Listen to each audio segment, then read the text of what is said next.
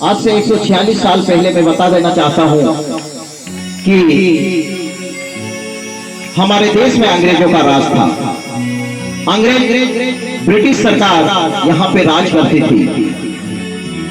5 साल की उम्र में जब भगवान बिरसा ने अंग्रेजी सेना के सिपाहियों को घोड़े बड़े बड़े घोड़ों पे देखा, उनके मन में एक विचार उत्पन्न हो गया कि इतने बड़े घोड़ों पे और बंदूकें लिए हुए ये लोग कौन गांव की ओर आते हुए दिख रहे हैं।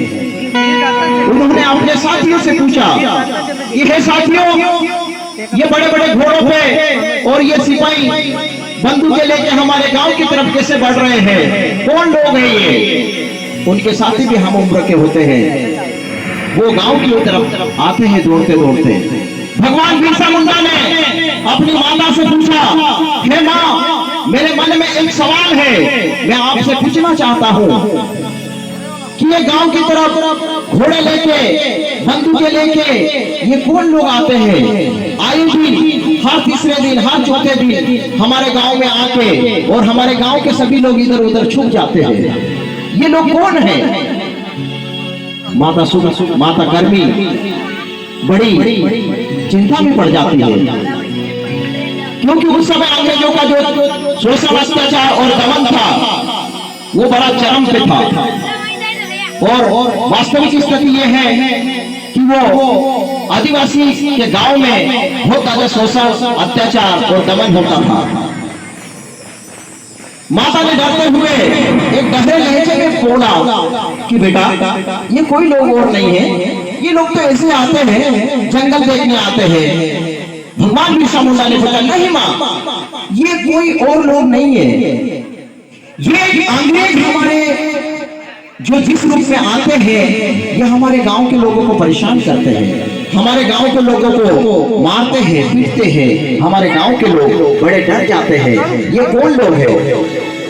माता ने जैसा वैसा उनको समझा भगवान बिरसा मुंडा को, और भगवान बिरसा मुंडा को बोला, बेटा अब शाम हो गई, आप सो जाओ, हम सुबह आपसे पापा से बात करेंगे, आपके पिताश्री से बात करेंगे।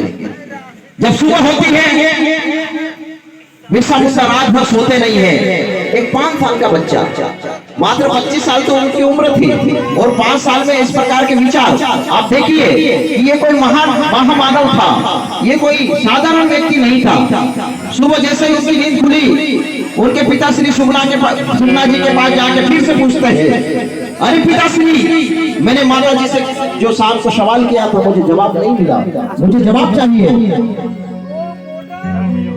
उन्होंने सवाल रिपीट किया।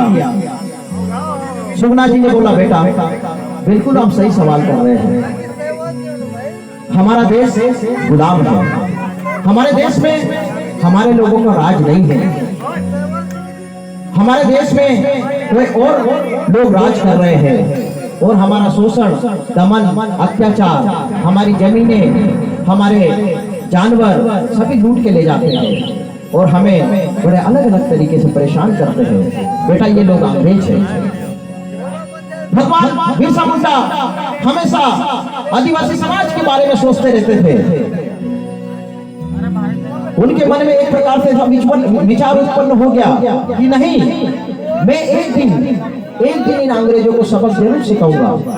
उन्होंने अपने साथियों को जंगलों में ले जाना शुरू कर दिया। जैसे जैसे बड़े होते गए, उन्होंने तीर कमान चलाना शुरू कर दिया। भगवान बिरसा मुंडा के बारे में कहा जाता है कि वो अपने आदिवासी समाज के बारे में कभी भी गलत बातें नहीं सुनते थे। अपनी आदिवासी समाज के बारे में एक भी बात गलत नहीं सुनते थे। लेकिन वर्तमान में हम देखते हैं गांव में, देश में, हम पड़ोस में बुराई करने लग जाते हैं।